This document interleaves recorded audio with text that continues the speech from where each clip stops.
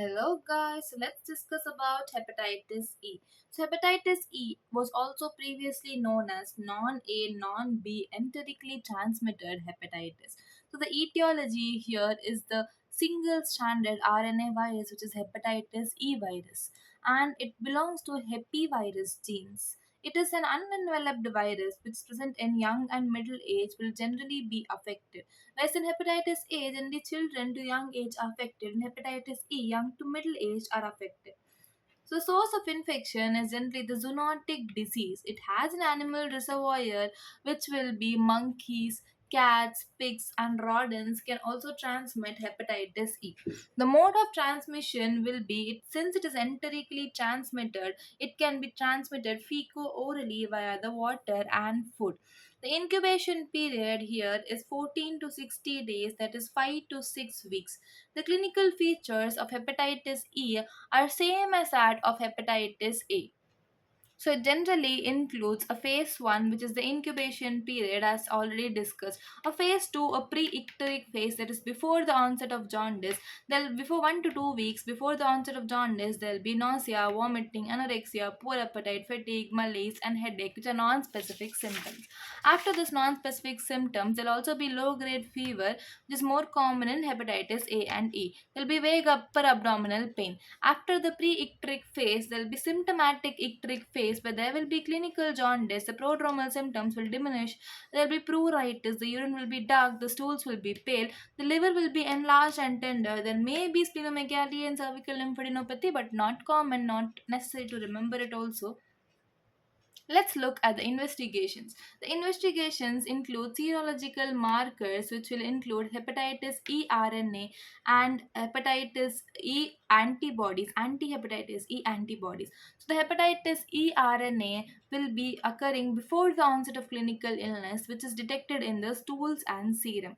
In antibodies, anti-hepatitis E antibodies, there will be IgM and IgG. So IgM will occur after the onset of clinical illness and IgG will occur after recovery. So before clinical illness, hepatitis E RNA. After clinical illness, IgM anti-hepatitis E antibodies. And after recovery, there will be IgG anti-hepatitis E antibodies.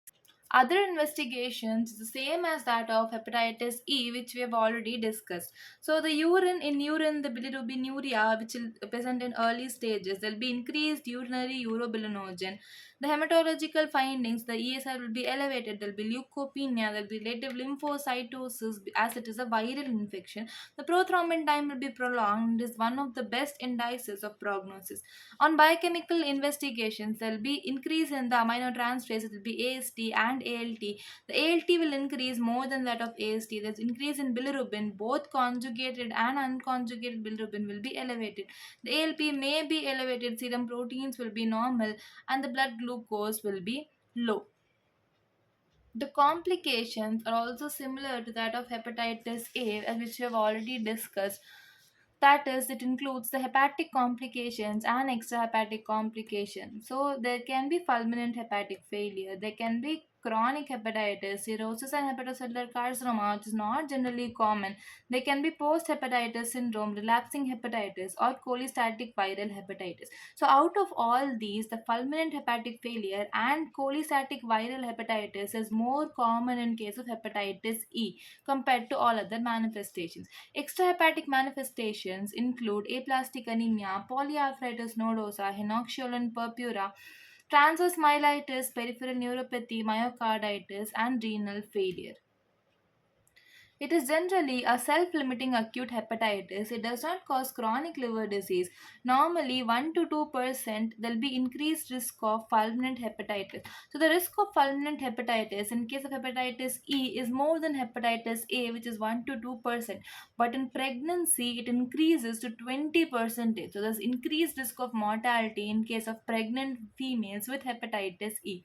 The treatment is same as that of hepatitis A. The prevention and control includes good sanitation, hygiene. Vaccine was developed and used in China, but generally no actual specific vaccine is used here. The treatment includes general measures and specific measures. General measures is to avoid alcohol, avoid drugs metabolized in the liver. Specific methods is to supportive symptomatic treatment and hydration, which includes 10% dextrose with normal saline. Thank you.